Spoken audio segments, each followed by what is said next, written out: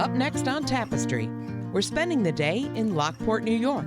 Situated along the Erie Canal in Niagara County, we'll start the day with Christopher Parada at the newly restored Palace Theater. What I feel that the Palace Theater back in 1925 was representing was truly for the people of the community. Next, we head to the Erie Canal Discovery Center to meet Charlie Begley and his interpretation of the 20th century muralist Raphael Beck.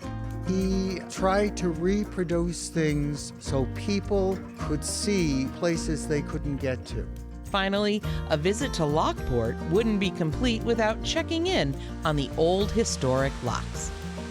Now, the gates weigh 10,000 pounds, and they're well balanced, but you're still pushing a gate through water. That's all ahead on Tapestry, right after this.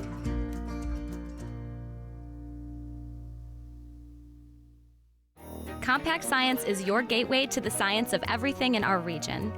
Join host Sarah Jane Gomlick-Green and investigate the geology of Niagara Falls, discover the chemistry in sponge candy, and learn how density affects lake effect snow. Watch Compact Science on the Buffalo Toronto Public Media YouTube channel.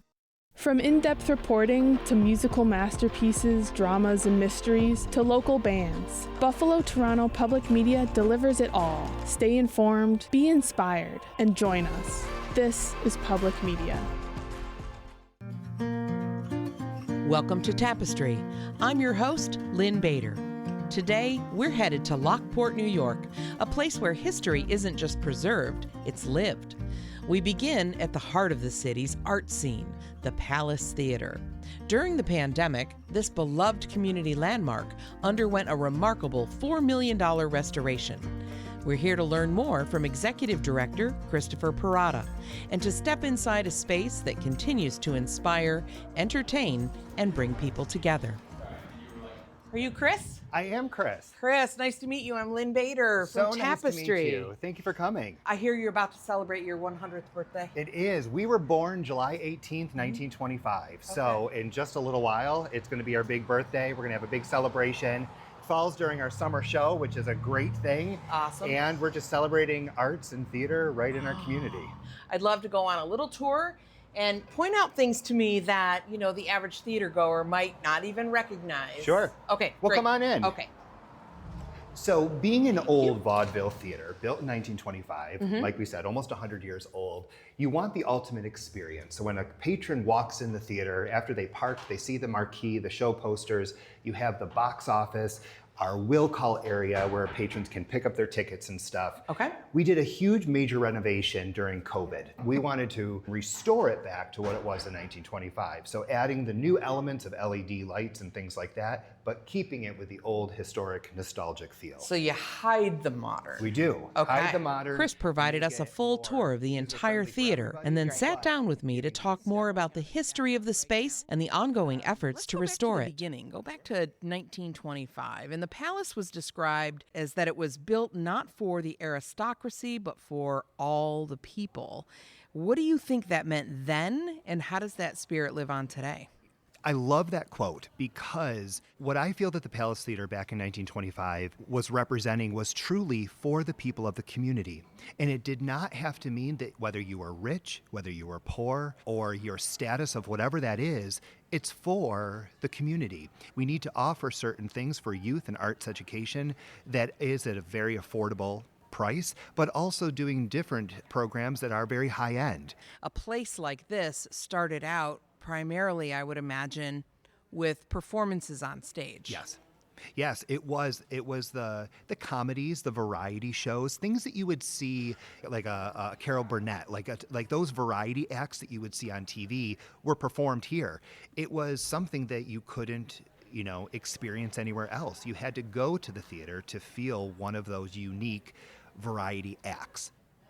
Let's talk about maybe some of the years that then caused some challenging times for the theater. What happens to a big million square foot building type of thing, it falls into disrepair where it's closed. In the 70s, it closed for a number of years because it just wasn't working. How close would you say we came to losing this theater for good? Pretty close. Because there was a developer that had bought it, which is wonderful, and then realized this is a big job and very, very difficult, and it fell to the wayside. And there was the thought of to just tear it down and put a parking lot. That was a big scare, and the community did not want that. I'm going to fast forward to about 1999. Yeah, the developer, Grancelli Development, that owned the building. But we had a local group, where we were like, well, let's try and do a show.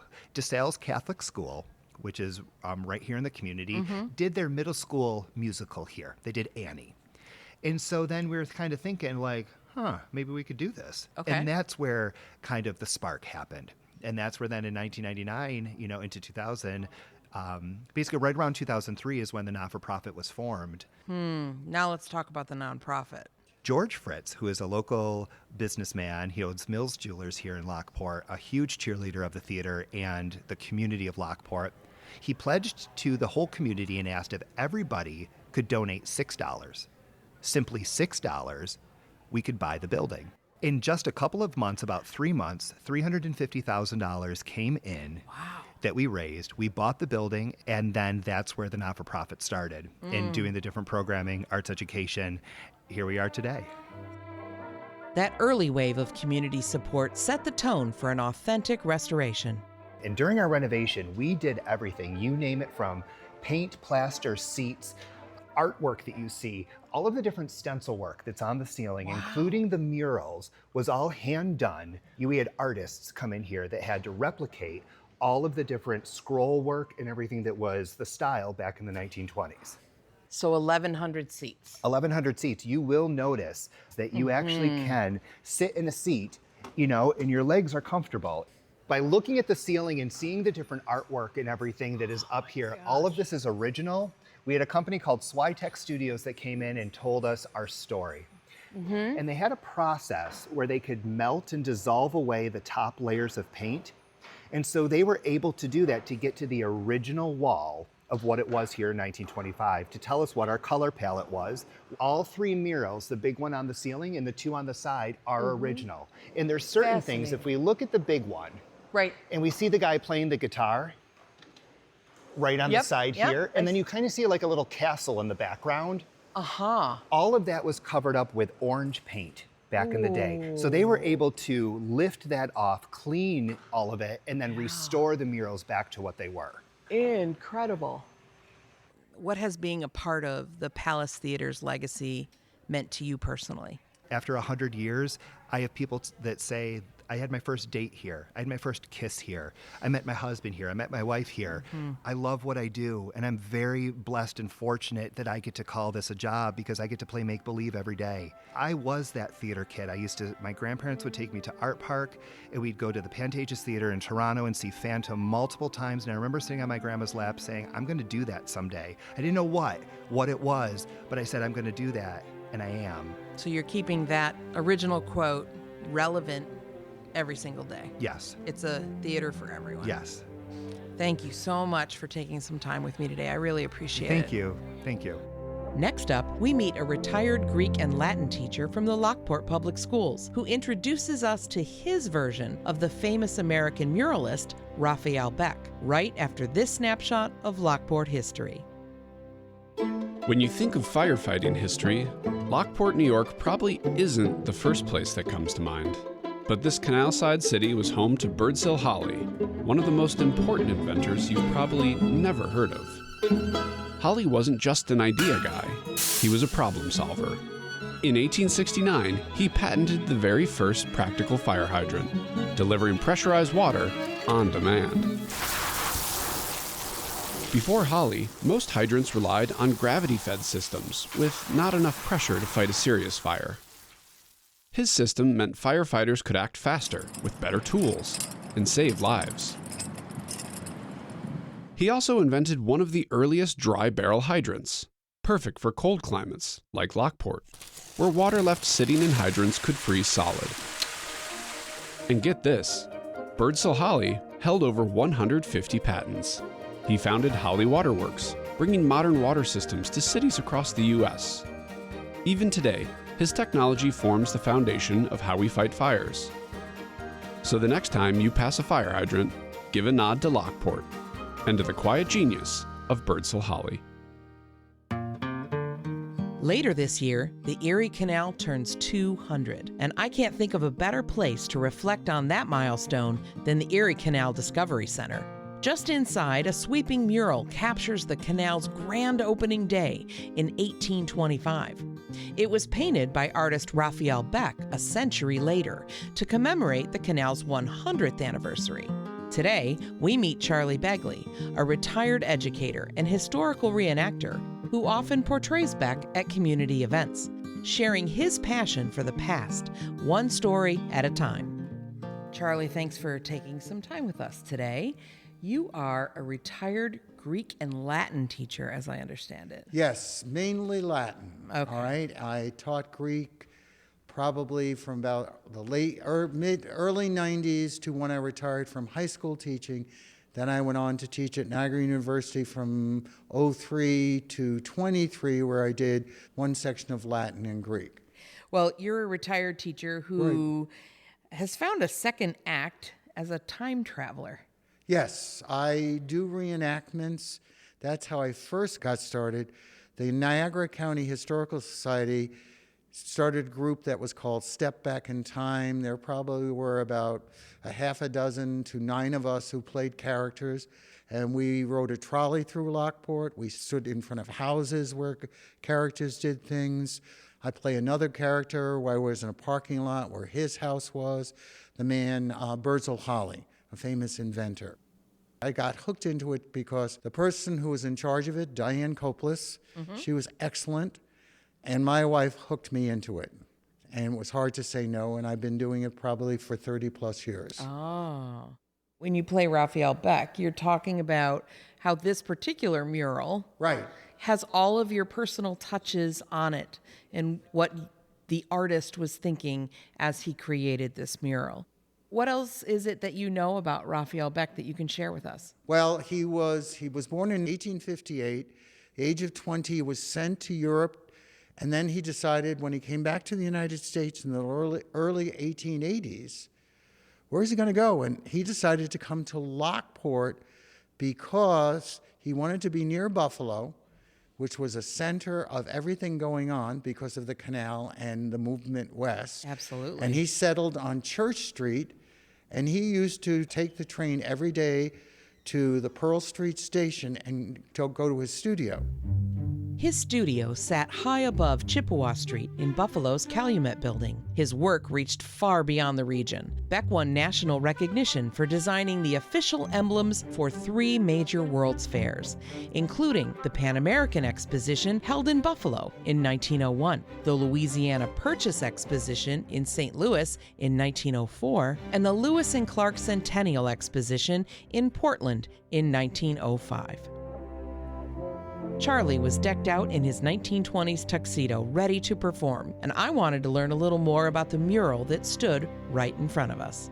If you look at the mural, it's the 1825 October 26th opening of the canal, of which the governor, DeWitt Clinton, and other political figures come down in a boat that you see in the background, the Seneca Chief.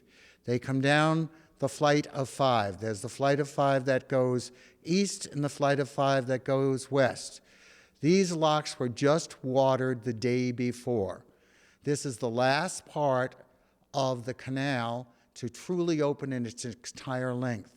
Standing on a hillside, or part of the escarpment, is Nathan Roberts with his hand in the air, looking and waving, because he's the guy who came up with, how do you get up 60 feet of an escarpment?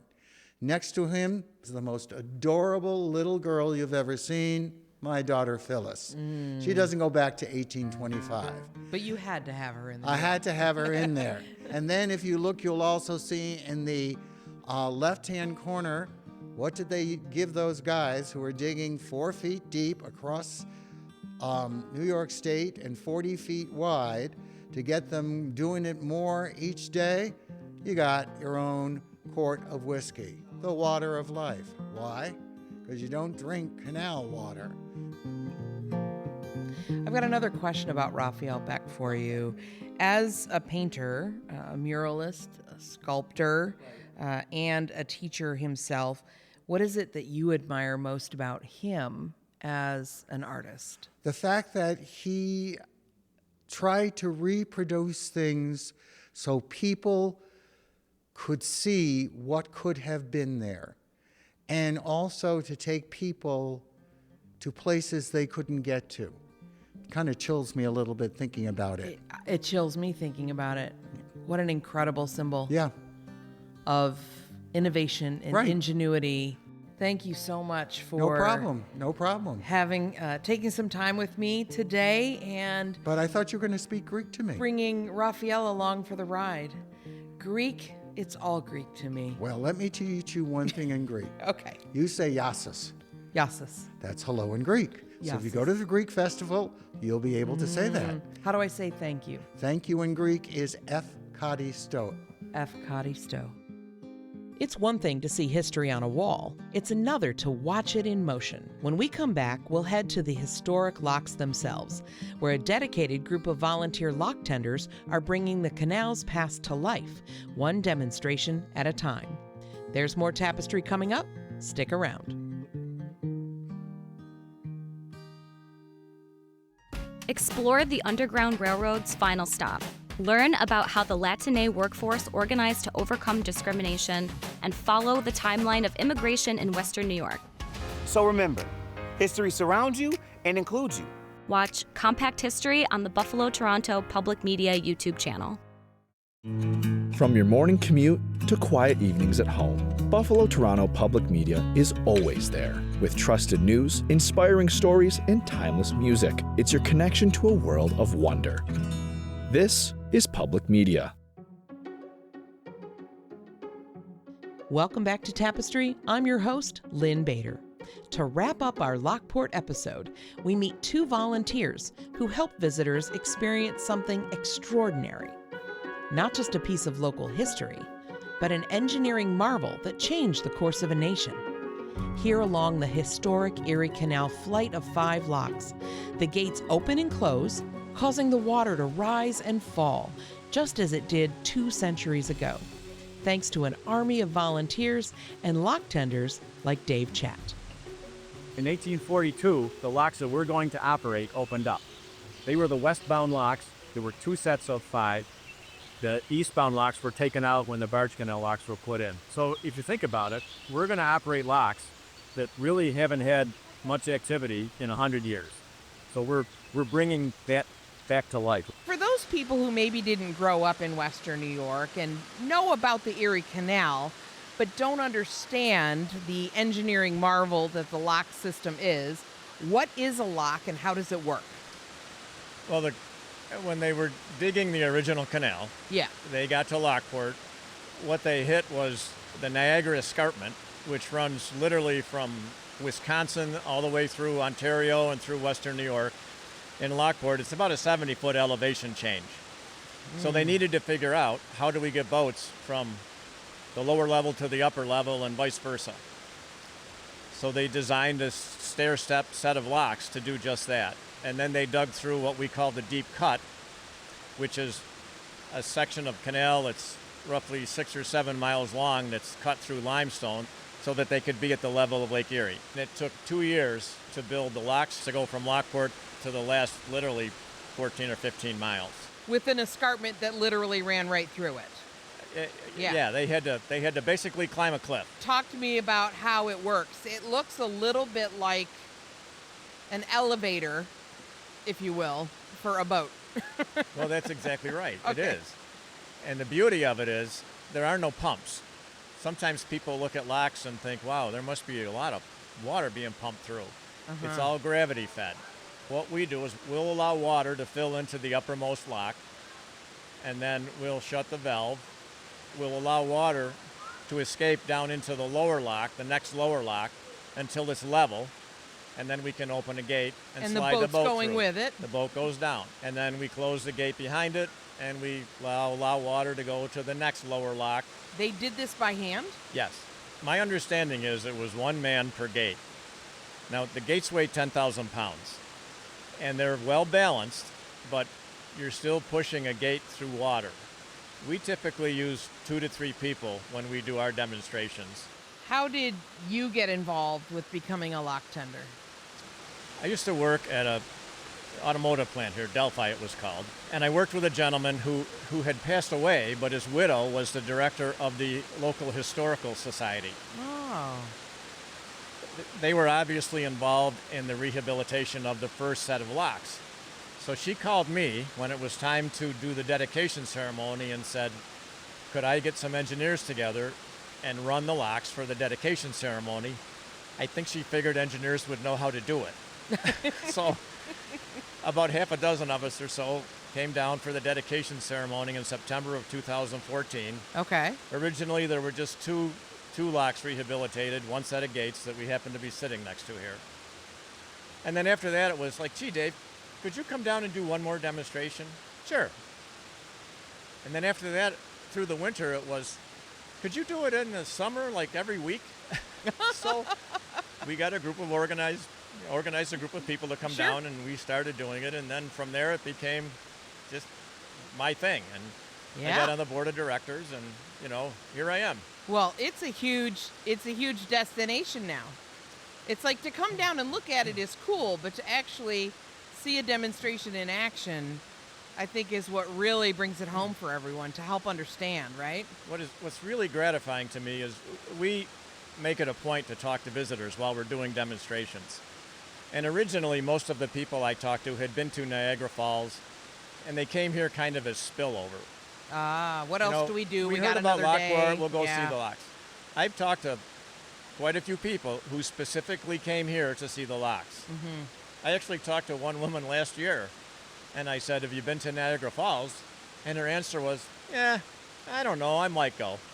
I mean, she came here to see this. Okay, so we got people on the boat, we got people pulling the boat, and the rest of you will just split up on one side or the other and manage the gates.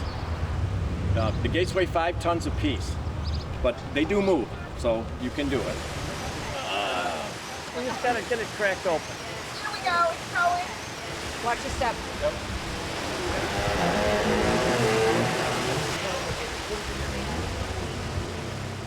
You're gonna float under the bridge. When you get near the bridge, he's gonna drop the lines down to you. Okay.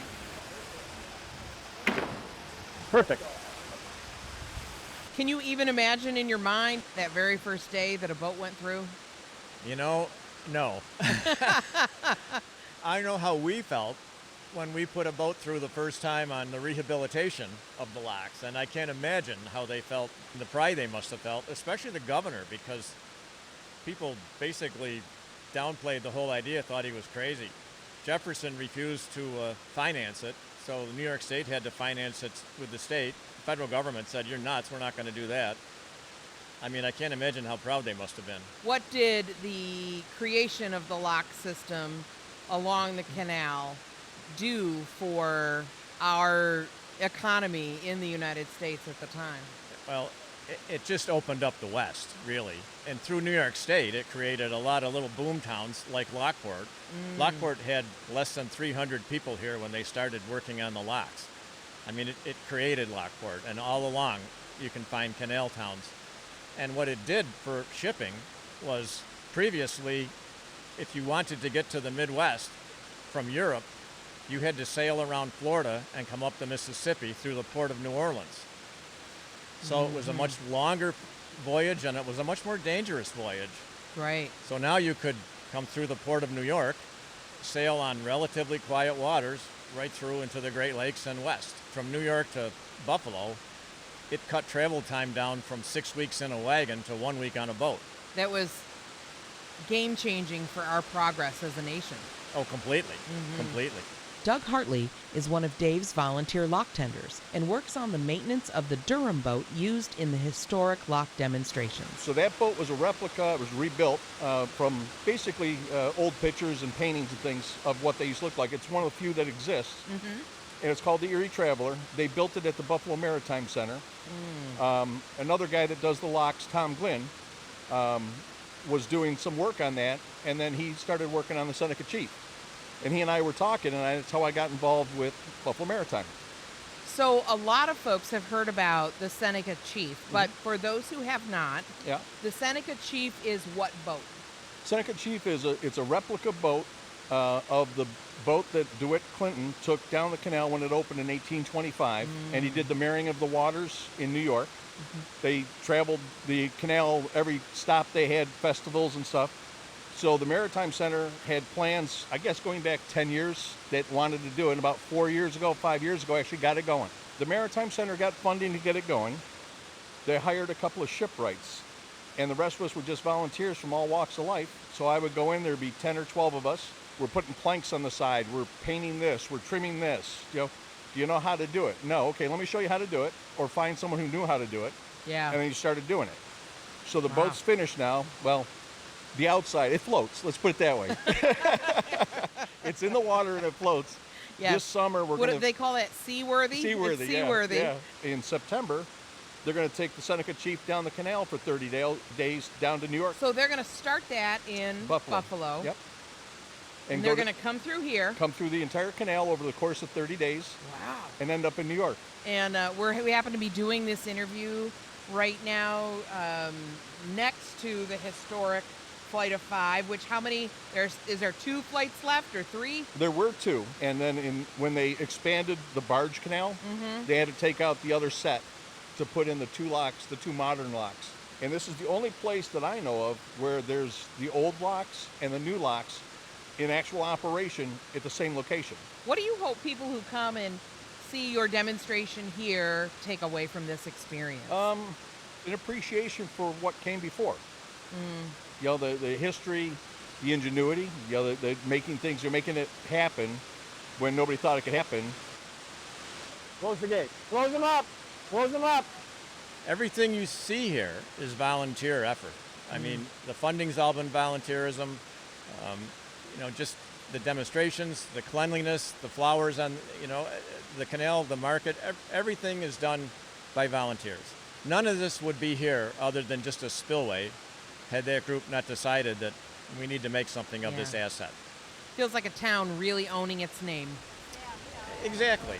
Oh, yeah. Come on, you know that song. She's a good old worker and a good old pal. 50 miles on the Erie Canal. That wraps up this episode of Tapestry. Next week, we head to southern Erie County to Springville, New York, where we'll visit a you-pick flower farm, get a tour of Main Street indoors, and learn all about the public-private collaborative that is revitalizing Springville by putting arts front and center. What's happening in your town? Let us know by emailing tapestry@btpm.org. Tapestry is a production of Buffalo Toronto Public Media. You can listen to all our episodes at btpm.org or wherever you get your podcasts. I'm your host, Lynn Bader. Thanks for listening.